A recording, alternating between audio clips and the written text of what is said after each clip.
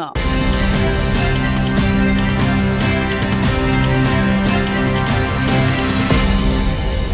नमस्कार, बहुत स्वागत है आप मध्य प्रदेश के नंबर 1 बुलेटिन मेरा मध्य प्रदेश में आपका स्वागत है।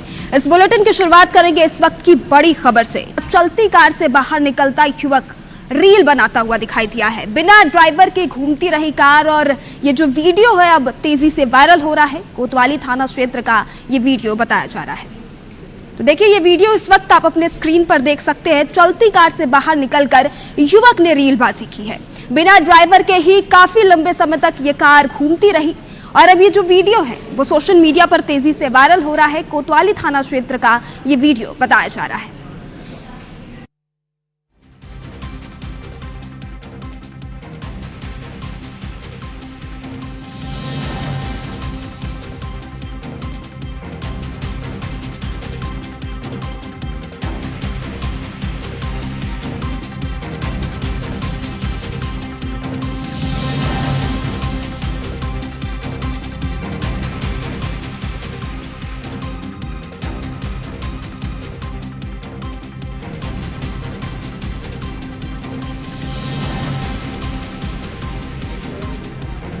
और संस्कारदानी जबलपुर में बने हुए प्रदेश के सबसे बड़े फ्लाईओवर पर रीलबाजी का सिलसिला खत्म भी नहीं हुआ था कि अब यहां पर जन्मदिन मनाने का सिलसिला शुरू हो गया है। जी हां, एक वीडियो सोशल मीडिया पर वायरल हो रहा है जिसमें युवक युवती फ्लाईओवर के बीच कार के बोनट पर केक काटते हुए नजर आ रही है। वीडियो इस वक्त आप अपने स्क्रीन पर देख सकते हैं और इतना ही नहीं, वे कोल्ड फायर करते हुए भी जमकर आतिशबाजी कर रहे हैं। वीडियो वायरल होने के बाद पुलिस ने युवक युवती को थाने बुलाया और चालानी कार्रवाई की गई। इतना ही नहीं, जन्मदिन मनाने वाले युवक ने मयूर यादव ने पुलिस और आम जनता से माफी मांगी है।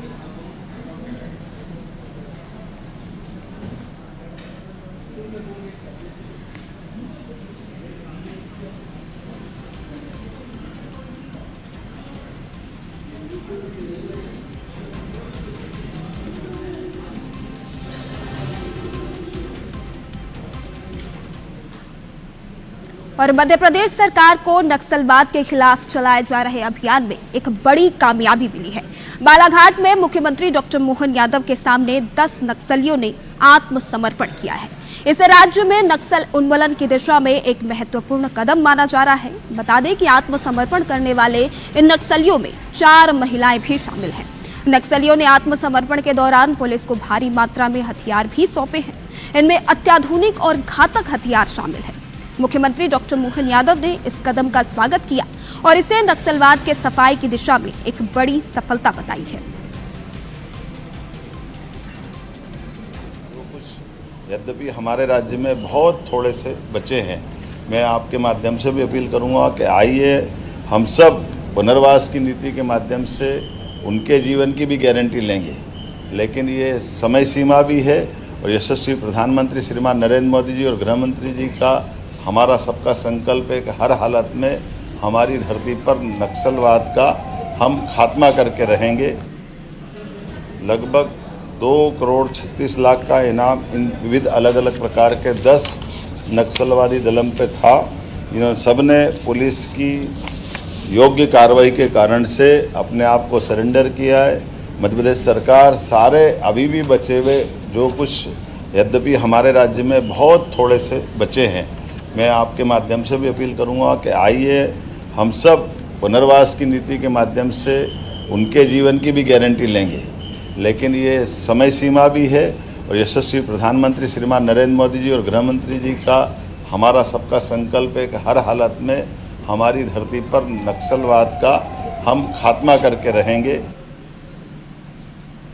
और अब खबर मुरैना से है, जहां 50,000 के इनामी डकैत योगी उर्फ योगेंद्र गुर्जर को गिरफ्तार किया गया है। एनकाउंटर के डर से आरोपी धौलपुर सीमा में छिपा हुआ था। अंगाई थाना पुलिस और डीएसटी टीम ने आरोपी को जंगल से पकड़ा है। बता दें कि आरोपी से 2 अवैध हथियार और जिंदा कारतूस भी बरामद किया गया है। हत्या, लूट, डकैती सहित 19 संगीन मामलों में ये आरोपी फरार चल रहा था। तो देखिए, मुरैना पुलिस को बड़ी कामयाबी मिली है।